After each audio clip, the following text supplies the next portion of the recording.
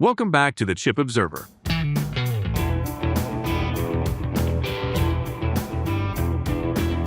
The podcast where we decode how semiconductors are shaping our world. As always, we're presented by TechInsights, the definitive source of semiconductor analysis with continued focus on growth and providing value to the industry. And to get the most out of this podcast, we suggest you subscribe and follow to get the latest news and updates.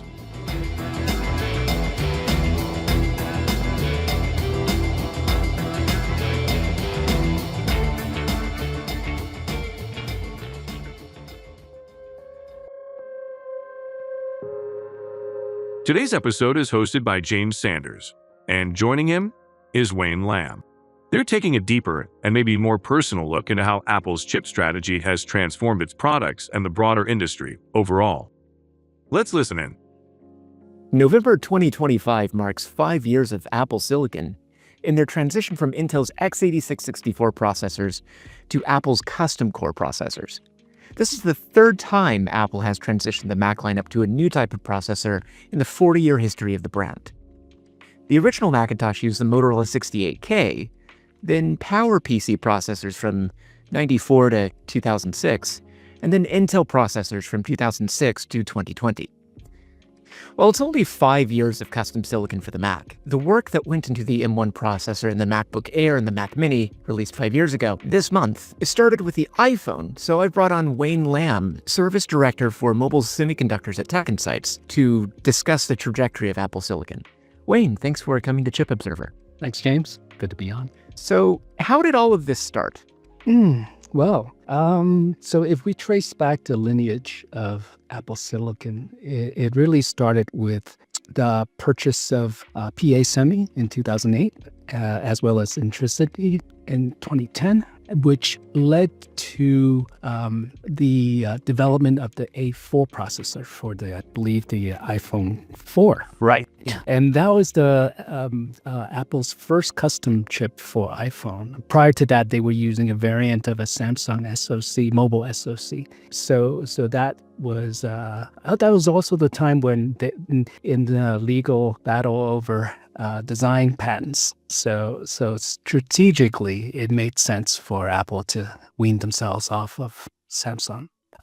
So since then, the A series has gone from A4 all the way to A19 today, A19 Pro. So along the lines, Apple was able to really reuse and scale the CPU design to more of a higher compute format. So the M series, as you mentioned earlier, that was their first impressive offering, and I think that's kind of where things started. But it's a little bit of acqui-hire, right? I guess, from PA Semi and Intrinsity, but a lot of it is very, very focused product development and multi-year strategies.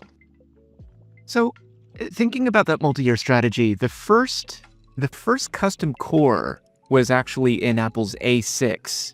Because they were moving away from the reference core that ARM provides. Right. And at that time, they signed a architecture license with ARM, which is kind of rare, actually. I think there's not, that many architecture licenses out there. ARM doesn't publish this sort of thing.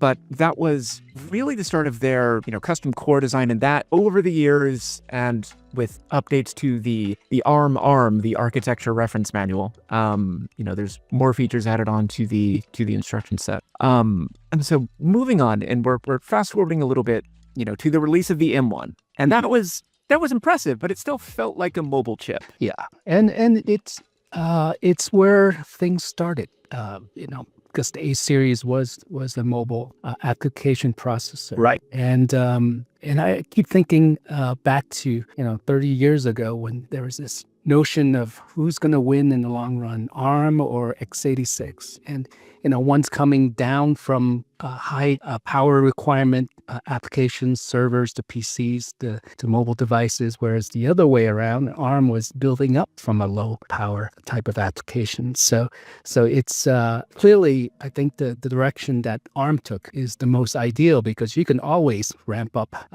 redesign your chip to accept higher power and faster processing. So it was easier to go in that direction, clearly. But you're right. M1 was basically a boosted A series. But then from there, it's a stepping stone to ultimately a bigger design. And Apple was very clear of what they wanted to do. So there was basically they had three dies or three products, and the regular M1, M1 Pro, M1 Max, and of course, two M1 Maxes making an Ultra.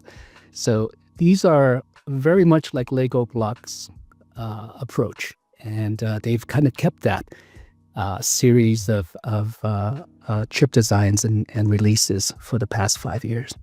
And it's interesting how, and I'm jumping around a little bit with this because we've just seen a few weeks ago the release of the M5. And it's kind of interesting because the M5 seems to be in a lot of Apple's lower volume products. Like the 14-inch MacBook Pro is not going to be nearly as popular as like the 13-inch MacBook Air. And then the Vision Pro got an update from the M2 all the way to the M5, skipping the M3 and M4. And I'm not really certain who's clamoring for an updated Vision Pro. It's certainly welcome. It's just why buzz? Why now? Yeah, it did go into the update of the iPad Pro, so that's probably the highest selling of the three. But it's definitely it's an interesting observation.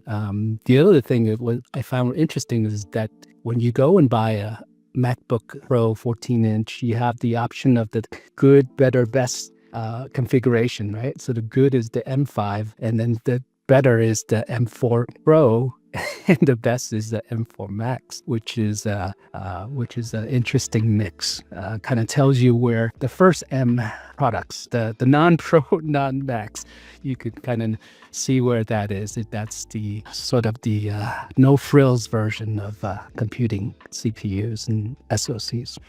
That product mix is just really interesting, especially when you consider like the Mac Pro is still on the M2 Ultra, but the Mac Studio is up to M3. Am I remembering this correctly? The M3 Ultra? That might be the case. We have to also compare the DRAM, sort of the minimal DRAM configuration that goes with it. So Apple's very deliberate with their designs and product tiering and pricing. So I would imagine there's some logic in the madness. I apologize. I'm quizzing you, who is in charge of all of the mobile semiconductor stuff at TechInsights, on a PC product. So that's maybe not the most fair thing I'm doing here, but it makes for a great podcast. And looking at the way that DRAM works with this is really interesting because they went into this with the idea of doing a unified memory architecture. And one of the benefits of unified memory is that you've got basically zero copy from the CPU to the GPU. And they have a kind of ridiculously designed, incredibly generously designed memory controller for this. So when you look at the first M1, it was really more mobile looking. It was using, I want to say, LPDDR4X. And so you were getting about very Intel competitive, about 60 gigabytes a second maximum transfer rate or maximum data rate with that RAM. But when you go to the M1 Pro, the M1 Max, they went up to LPDDR5 6400 and just wider and wider DRAM buses. So on the M1 Pro, you'd get 204 gigs a second. And on the M1 Max, you're doubling that again to 409.6. And for a CPU, that is absurd. That's a huge data rate for that DRAM bus. But for the GPU, it's really helpful because you're not starving the GPU with slow, distant memory off package. And this is something that Intel had tried with Lunar Lake. And genuinely, Lunar Lake is a really cool design, and it had a huge benefit for the GPU tile in Lunar Lake to have that on-package low latency memory. They don't have as wide as of a DRAM bus as Apple provided for the sort of entry-level M series. It's about at that level. It's not higher like the Max or the Pro. But Lunar Lake became this one-off thing where they're not going to revisit this idea of on-package memory for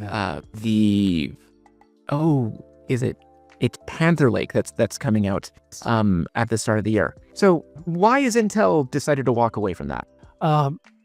Yeah, clearly there's huge performance gains when the memory is so close to the compute. I think for Intel, I think it's a response to their OEMs' needs.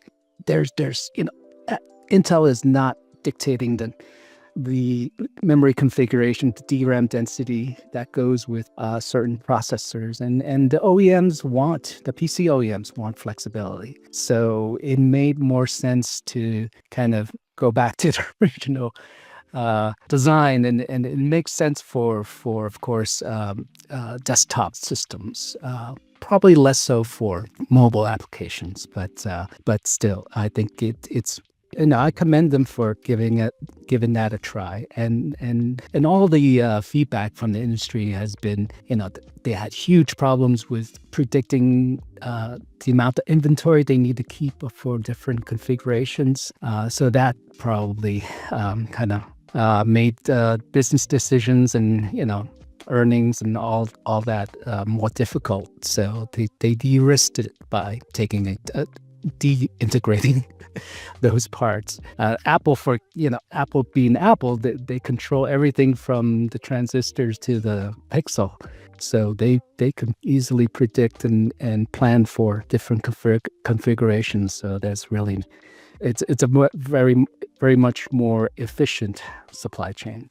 And that's the advantage that you get of having vertical integration the way that Apple's doing. You can predict what your output is going to be. And that's maybe another thing is that the OEMs typically are going to be the business that's buying DRAM from the DRAM suppliers, not Intel. And so having Intel in that position, they're probably not getting the price advantage that OEMs get in the volumes that they're buying. So it's a little bit more expensive. And then for the really dense DRAM that you can do on package, that's already going to be priced at a premium compared to, if you're doing like a SODIMM module for a standard laptop, or just, individual chips that you're going to solder directly to the board.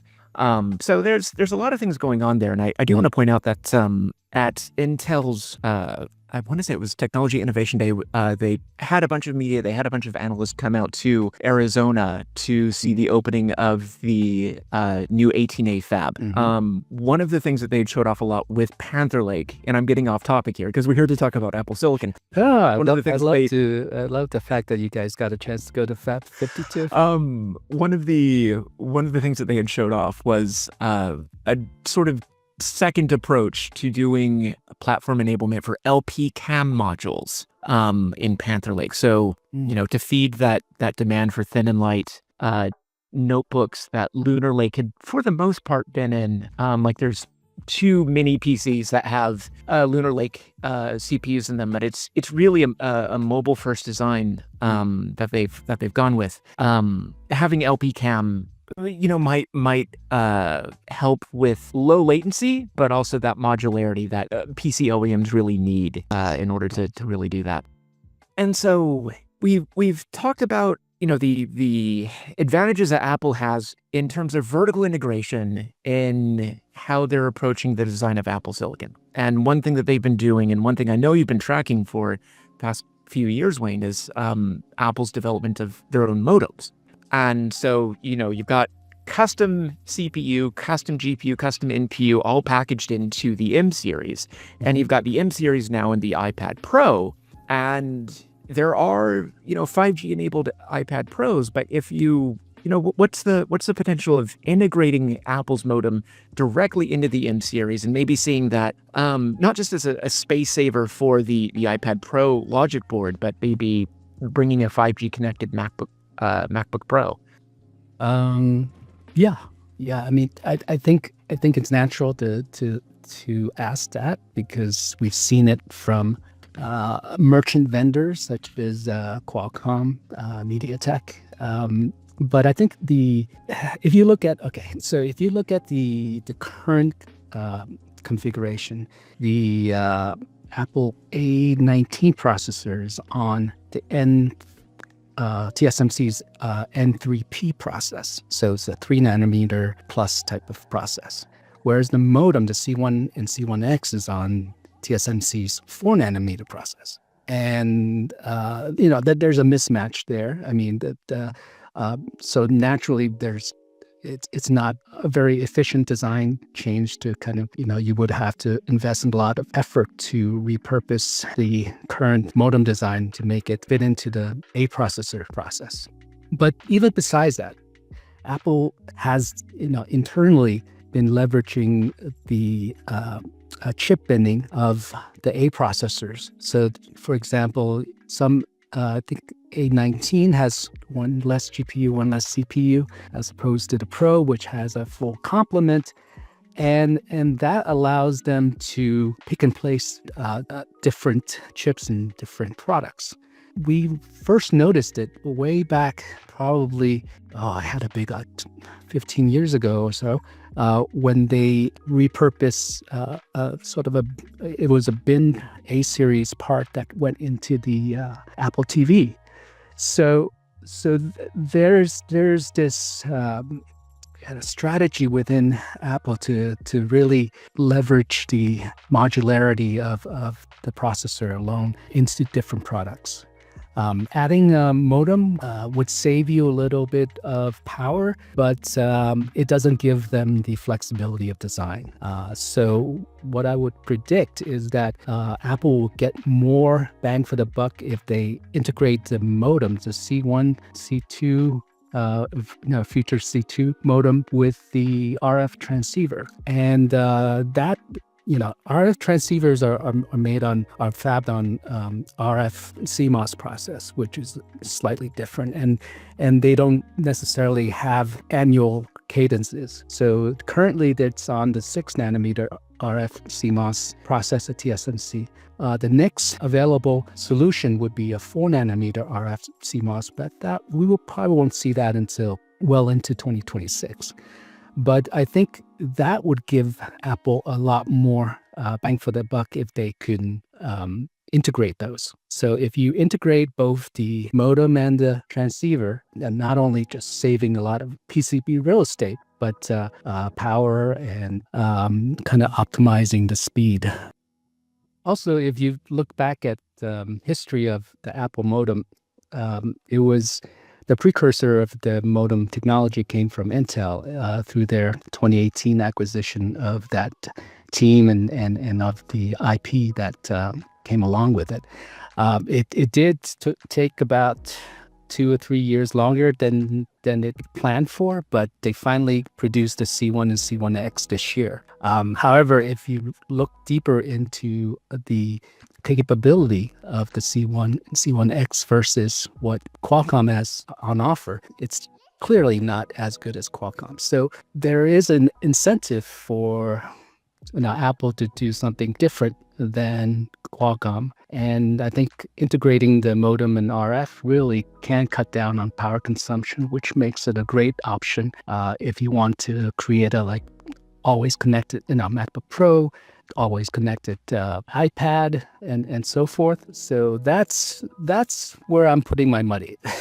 Integration of the modem and transceiver, not so much integration of modem into the apps processor. Okay. Well, I just learned a lot about how wireless technology works. That is not something I've really studied before, so that's an education for me. So thank you very much, Wayne. And thank you for listening to the Chip Observer. Yeah.